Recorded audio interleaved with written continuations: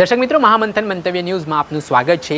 આજે વિધાનસભાનું 3 દિવસીય ચોમાસું સત્ર મળ્યું છે અને આ વિધાનસભા ખૂબ જ તોફાની હોવાનું પણ કહેવાઈ રહ્યું છે।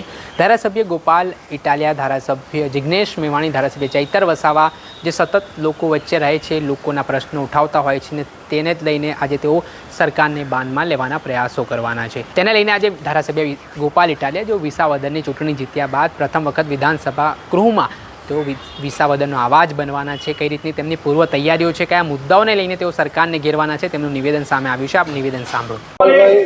આજે વિધાનસભા સત્રનો આપનો પહેલો દિવસ, એટલો ઉત્સાહ અને વિરોધ કરીને આપ આવ્યા છો પહેલા દિવસે? વિરોધ કરીને નહીં, જનતાનો મુદ્દો લઈને હું આજે પહેલી વખત વિધાનસભામાં આવ્યો છું। આખા ગુજરાતના રોડ રસ્તાઓ ભયંકર હદે તૂટેલી ફૂટેલી ખાડાવાળી હાલતમાં છે। લોકોના શરીરને, જાનમાલને, વાહનોને નુકસાન થઈ રહ્યું છે। લોકો ખૂબ દુઃખી છે, થાકી ગયા છે।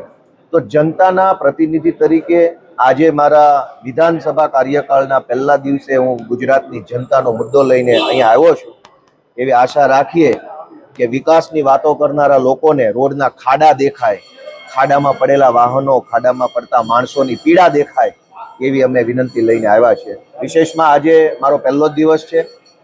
હું અત્યંત ઉત્સાહ, જિજ્ઞાસા અને થોડીક નર્વસનેસ સાથે આવી રહ્યો છું। જિજ્ઞાસા એ વાતની છે કે આ વિધાનસભા કેમ કામ કરે છે, સદસ્યો, વિધાનસભાને ચલાવનારા લોકો કેવી રીતે કામ કરે છે, નિયમો, બધું જાણવાની જિજ્ઞાસા છે।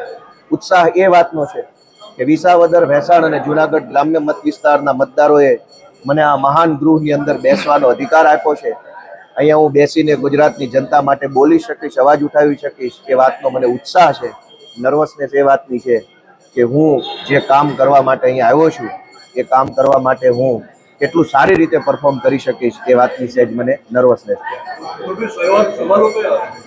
સવાલો અંદર જાઓ પછી ખબર પડે, કેમ કે સવાલો ડ્રો સિસ્ટમથી નક્કી થાય છે। મેં 18 જેટલા સવાલો, 4 જેટલી નોટિસો, એક ટૂંકી મુદતની નોટિસ, એમ કરીને 25 જેટલા પ્રશ્નો મેં સરકારને પૂછ્યા છે। એમાંથી મારા કેટલા પ્રશ્નો સરકારે પસંદ કર્યા છે એ હું અંદર જાઉં પછી મને ખ્યાલ આવશે। Thank you. સાંભળ્યા હતા ધારાસભ્ય ગોપાલ ઇટાલિયા, તેઓએ સરકારને બાનમાં લેવાની પૂરતી તૈયારી કરી છે। ગુજરાતના જે સળગતા મુદ્દાઓ છે, વિવિધ પ્રશ્નો છે, તે પ્રશ્નને લઈને તેઓ આકરા પાણી જોવા મળવાના છે અને અલગ અલગ મુદ્દાને લઈને તેઓ લડત ચલાવવાના છે। દર્શક મિત્રો, આવા જ નવા વિડીયો સાથે આપણે માહિતગાર કરતા રહીશું, એટલે મહામંથન મંતવ્ય ન્યૂઝને લાઇક કરી લો, સબસ્ક્રાઇબ કરી લો અને શેર કરવાનું ભૂલતા નહીં।